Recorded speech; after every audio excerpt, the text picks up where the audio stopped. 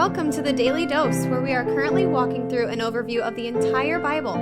Join us today as we learn the story of Scripture and see God's redemptive plan through Christ from cover to cover.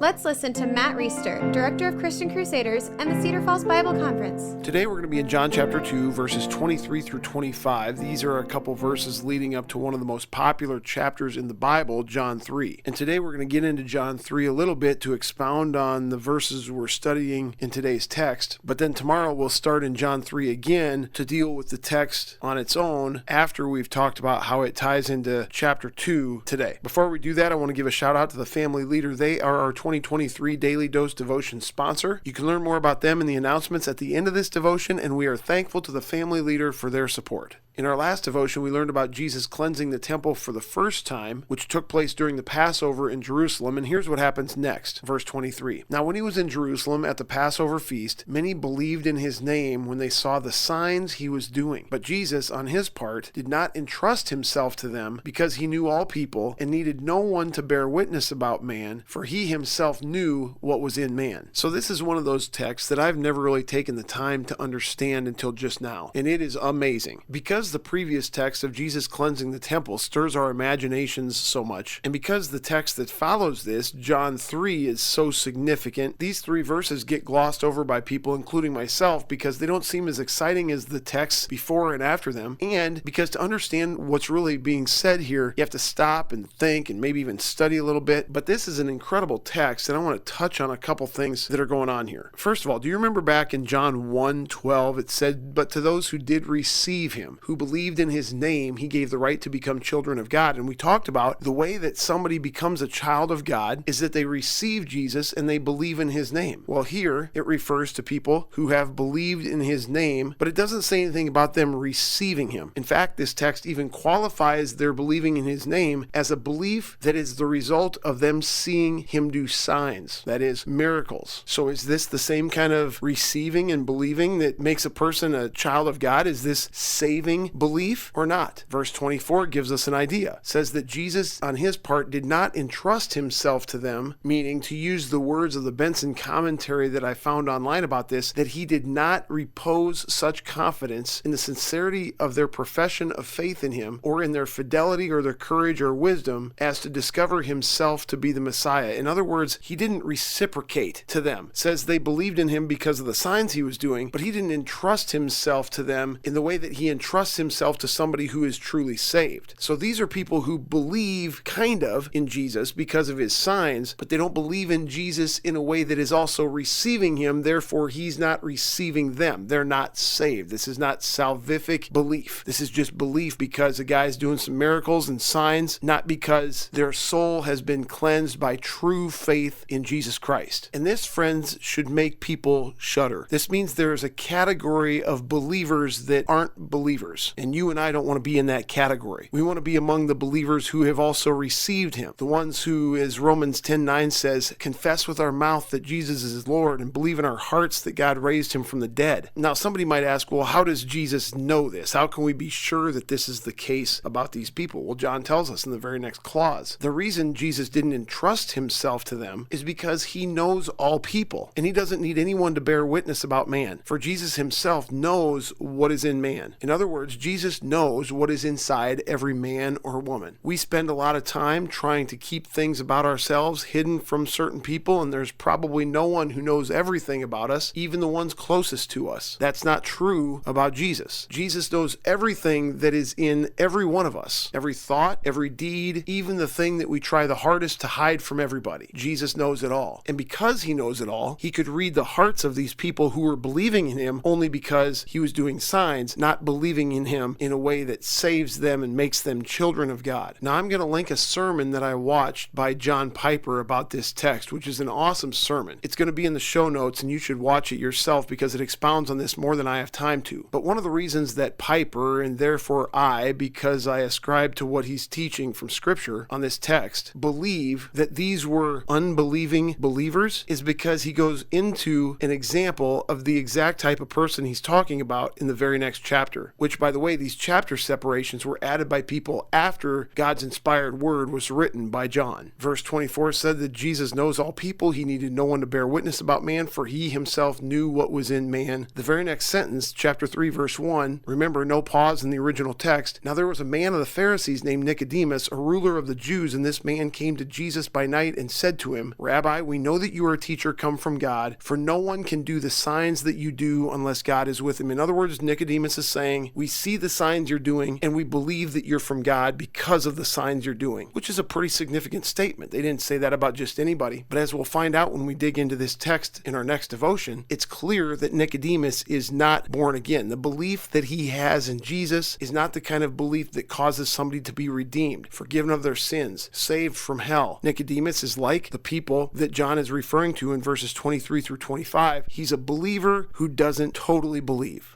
Wow. That, my friends, will preach, which is why I'm going to stop now and encourage you to click on the link in the show notes and listen to the sermon by John Piper that lays this out in more detail with more biblical support. Then come back and join us as we continue through the book of John. Thanks for tuning in and have a great day. This is The Daily Dose, a podcast of Christian Crusaders Radio and Internet Ministry. Please subscribe on Apple, Google, or Spotify podcasts, or download the free Christian Crusaders app and share with a friend. Also, prayerfully consider supporting our ministry at ChristianCrusaders.org, where you can find our weekly 30-minute radio broadcast airing on stations around the world since 1936, and where you can listen to our Conversations podcast featuring inspiring interviews with interesting Christians. Special thanks to our 2022 Daily Dose sponsor, The Family Leader. God designed 3 social institutions, the family, the church, and government. At The Family Leader, they are bringing all 3 together, honoring God and blessing our neighbors. Learn how and join them at thefamilyleader.com. We also want to highlight another special ministry partner, the Cedar Falls Bible Conference. Check out conference videos and schedule of events online at cedarfallsbibleconference.com and mark your calendars for Saturday, July 29th through Saturday, August 5th, 2023 for the 102nd Annual Cedar Falls Bible Conference. Thank you for listening, and may God richly bless you.